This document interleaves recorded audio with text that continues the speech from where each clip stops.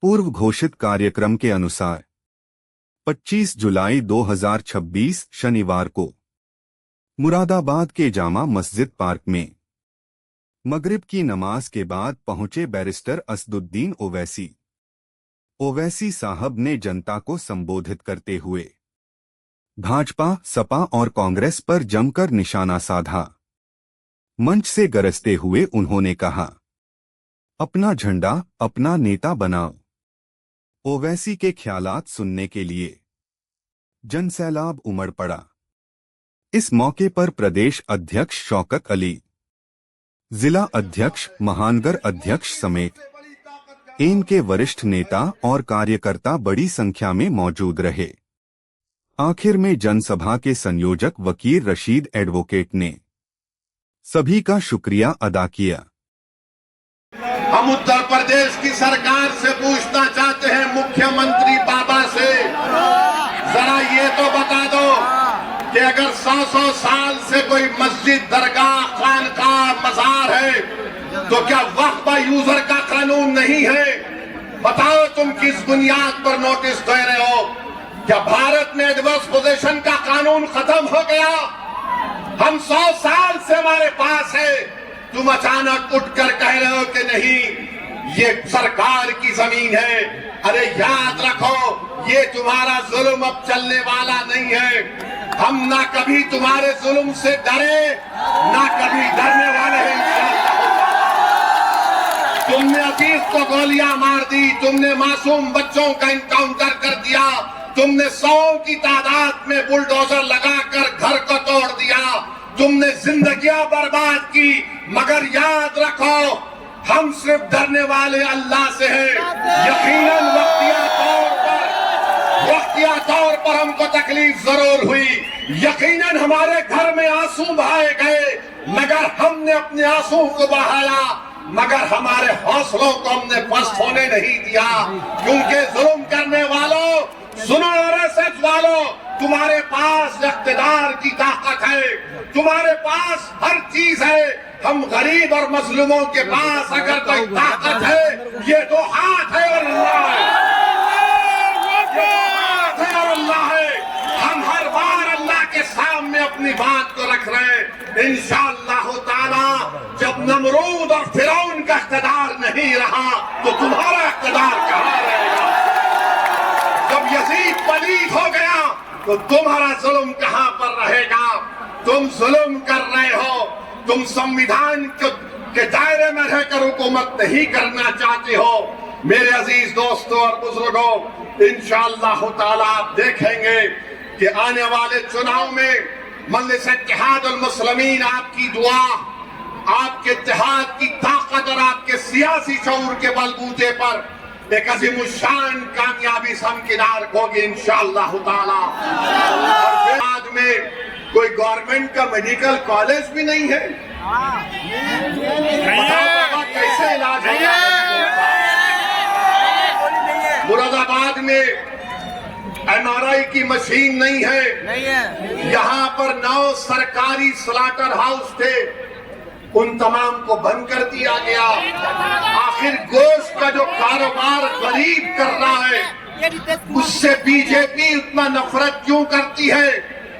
भारत से एक्सपोर्ट हो रहा है बीफ उत्तर प्रदेश से, तो ना मोदी को तकलीफ ना बाबा को तकलीफ, मगर एक छोटा गरीब आदमी अपना गोश्त का कारोबार करता है तो गरीबों से दुश्मनी है, दौलतमंदों से हमदर्दी है मोदी और बाबा को। मेरे अजीज दोस्तों और बुजुर्गों, फिर अभी आपके सामने कहा गया कि मुरादाबाद स्मार्ट सिटी में डेवलपमेंट का काम जो दावे करती है, मगर बताओ करोला में जामा मस्जिद और पुराने शहर में विकास का काम क्यों नहीं कराया गया?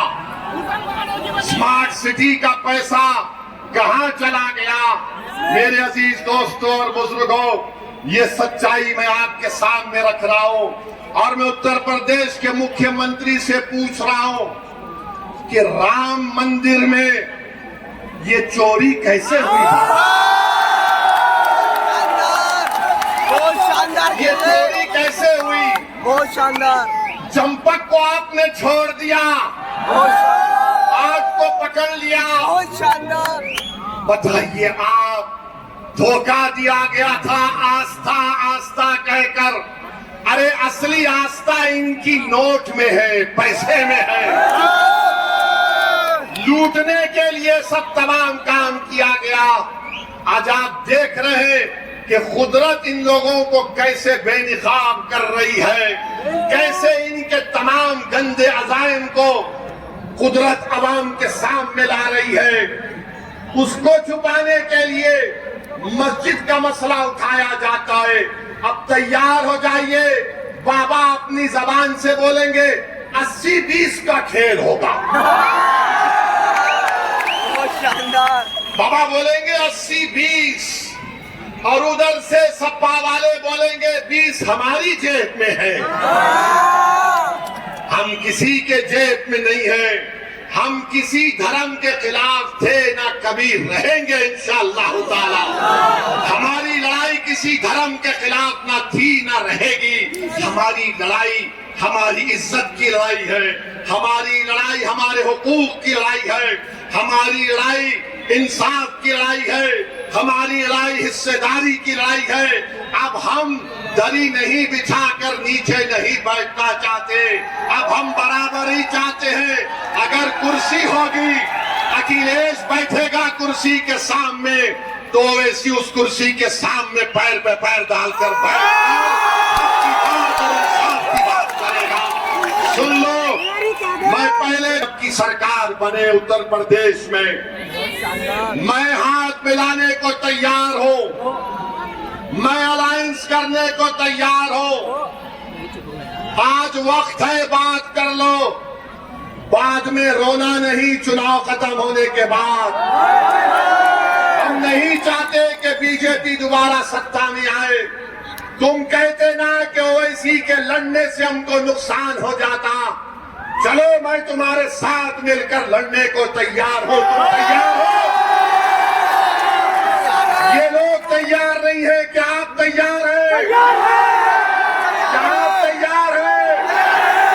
क्या पूरा मुरादाबाद तैयार है? क्या आप मजलिस का परचम थामेंगे? तो लगाओ मेरे साथ नारा, नारे तकबीर, नारे तकबीर।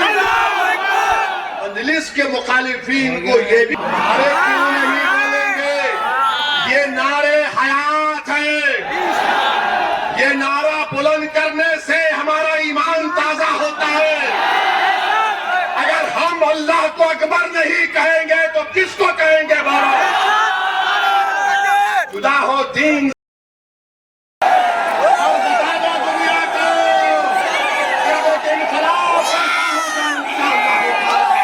नारे तकबीर, मजलिस इत्तेहाद अल मुस्लिमीन, भारत जिंदाबाद। हेलो, आप लोगों ने यहाँ पहुंचकर इतनी बड़ी तादाद में अपने नहीं, ये देखिए, हमारे लिए तो पहला है, हमने पहले करोले पे कराया था प्रोग्राम, उससे पहले भी करोले पे कराया था। 2-3 बार वैसे साहब आ चुके हैं। और ये जामा मस्जिद पार्क में वैसे साहब पहली बार आए थे, जनसभा को संबोधित किया उन्होंने।